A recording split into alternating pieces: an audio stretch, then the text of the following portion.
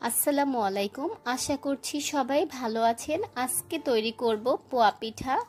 আজকে আমি যেভাবে পিঠা তৈরি করব এভাবে বানালে সবার পিঠাই অনেক বেশি ফুলকো ফুলকো হবে।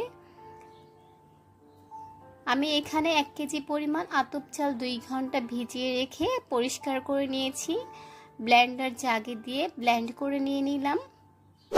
লবণ দিয়ে দিচ্ছি 1 চা চামচ পরিমাণ, বেকিং পাউডার উঁচু করে 1 চা চামচ, ময়দা 1 কাপ পরিমাণ। একটা হ্যান্ড বিটার দিয়ে ভালোভাবে বিট করে নিব।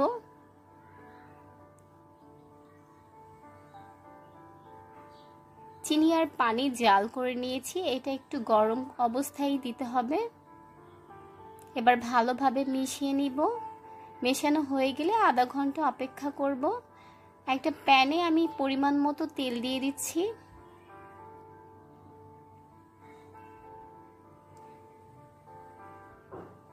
ব্যাটারটা এইরকম ঘনত্ব রাখতে হবে। আমি এখন ব্যাটারটা দিয়ে দিব। তেলটা অনেক বেশি গরম অবস্থায় পিঠাটা দিতে হবে। দেখুন আমার পিঠাটা অনেক বেশি ফুলকো হয়েছে। এখন আপনি আপনার পছন্দ মতো কালার তৈরি করে নেবেন। আমি খুব বেশি কালার করব না, হালকা কালার অবস্থায় আমি এটা উঠিয়ে ফেলবো। একটা কাঠি দিয়ে আমি এটা উঠিয়ে নিচ্ছি, পাশে রেখে দেব যাতে অবশিষ্ট তেলটা ঝরে যায়। এভাবেই আমি সবগুলো পিঠা ভেজে নিব।